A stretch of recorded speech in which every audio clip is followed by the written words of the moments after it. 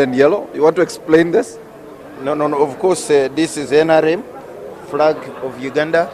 And I came to say one of the sober NRM members representing the voice of the sane NRM people voted no. Are you happy at the end of today? Certainly, of course, after loss, you are disappointed.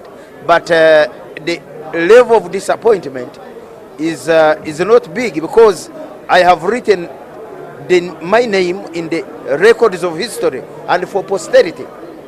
That consistency is very, very important. When people say no and you are a people's representative, the best you can do is to obey their voice. And they said it. There is no way I could turn around, exchange it for anything. They gave me free votes, and I did not need to exchange it. Honorable, initially you came to the House to debate on the removal of the ceiling, upper and lower ceiling for the president. You have achieved much more than that. You have increased your tenure in this House by another extra 2 years. But you've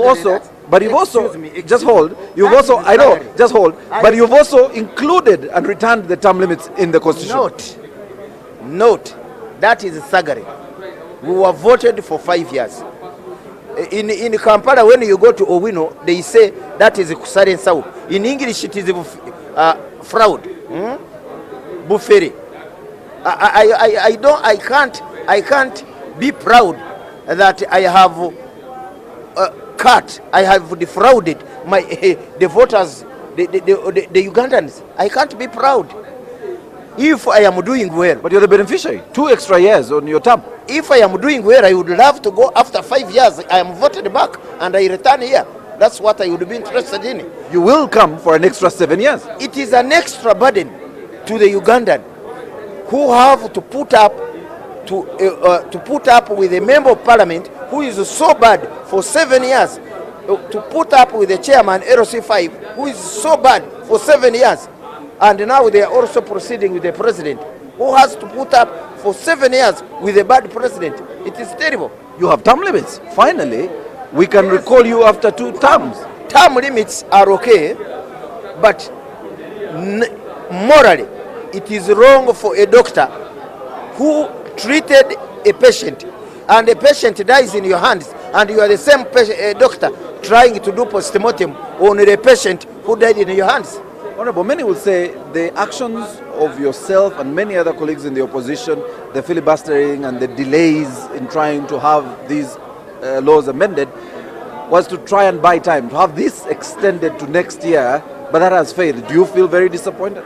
No. Of course, we have put up a challenge, and we expected it to be this hot. We have learned few lessons.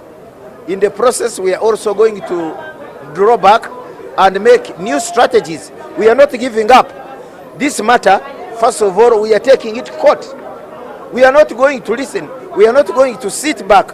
Tomorrow we have a press conference to address to the Ugandans that they should not lose hope.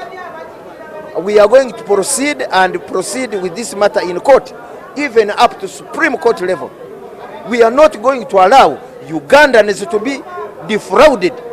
You cannot sit here and add yourself 7 years. Who voted for us for 7 years? You, who represents members, you who represents your constituents on the floor, members of parliament, we are just becoming too much for the Ugandans. You got an extension, a return on the term limit in the Constitution. I am not going to be proud for benefiting from an immoral act. No. It is evil, and I would say it is evil. Thank you. Thank you, Honorable. Thank you very much. Honorable Dongoto, if you can help me with Olanya.